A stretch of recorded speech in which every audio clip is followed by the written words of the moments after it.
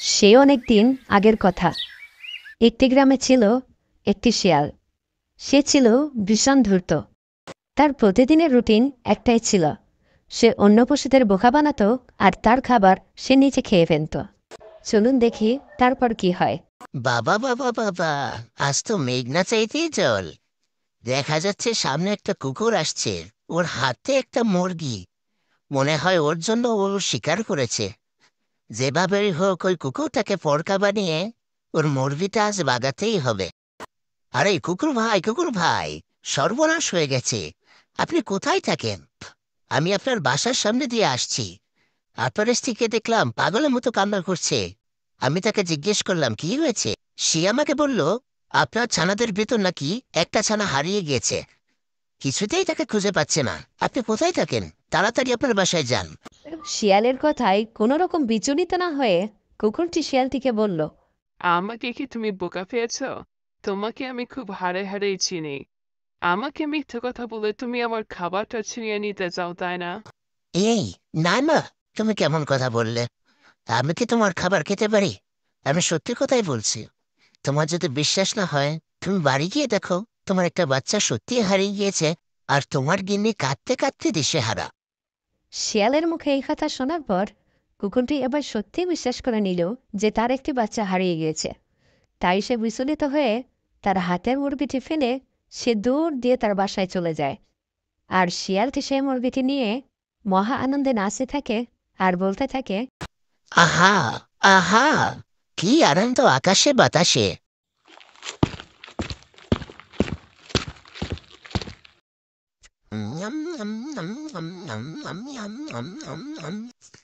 কচি মুরগির মাংস খেতে যে এত সুস্বাদু, তা যে খায় শুধু সেই বলতে পারে। মুরগিটি খাওয়া শেষ হলে শিয়াল চলে যায় অন্য কোথাও কাউকে বোকা বানিয়ে খাবার খাওয়ার উদ্দেশ্যে। এরপর শিয়ালটি হাঁটতে হাঁটতে একটি নদীর পাশে চলে যায়। সেখানে গিয়ে দেখে একটি কুমির তার বাচ্চা সহ পানিতে খেলা করছে। সে তৎক্ষণাৎ তার মনে একটি দুষ্টবুদ্ধির ফন্দি আঁটল। শিয়ালটি যে করেই হোক মা কুমিরটিকে বোকা বানিয়ে তার ছানাদেরকে খাবে। ওহো, আজকে কার মুখ দেখেছে উঠেছিলাম। শুধু খাবার আর খাবার। এই সুস্বাদু কুমির তো আমাকে খেতেই হবে।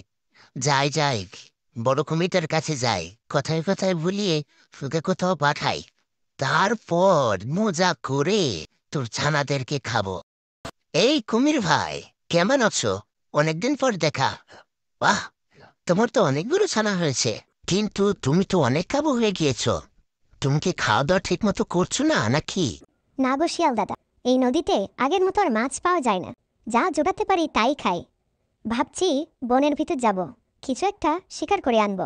কিন্তু ছোট ছোট বাচ্চা রেখে কিভাবে যাব? তাই যেতে পারি না। যদি কাউকে বিশ্বাসী পেতাম তাহলে তার কাছে রেখে যেতাম। ওহো, এ তো মেঘনা চাইতে জল। এই সুযোগটাই আমার কাজে লাগাতে হবে। বলছি শোনো না কুমির ভাই, আমি আছি তোমার বাচ্চাদের কাছে। তুমি যাও, গিয়ে জঙ্গল থেকে কিছু ধরে আনো।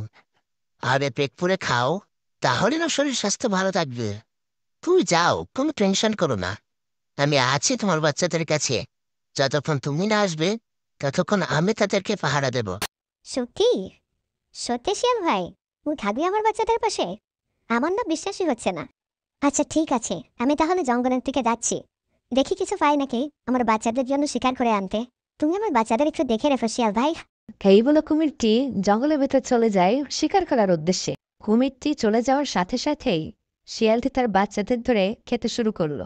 আহা, কুচি কুমির খেতে যে এত স্বাদ, তা যদি আগে জানতাম তাহলে অনেক আগেই এসে তোদের খেয়ে যেতাম। শিয়ালের এই কর্মকাণ্ডগুলো গাছের আড়াল থেকে সব লক্ষ্য করছিল সেই কুকুরটি, যে কুকুরটির কাছ থেকে প্রথমে শিয়ালটি একটু মুরগি ছলনা করে খেয়েছিল। কুমিরের ছানা খাওয়া শেষ হলে শিয়ালটি সেখান থেকে চলে যায়। এর কিছুক্ষণ পরেই কুমিরটি ফিরে আসে। এসে তার বাচ্চাদের দেখতে না পেয়ে জোরে জোরে ডাকতে থাকে। শিয়াল ভাই আর বাচ্চাদের তো এখানেই রেখে গেলাম। কোথায় গেল তারা?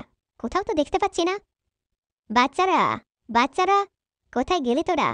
বাবা কথা বল, কোথায় তোরা?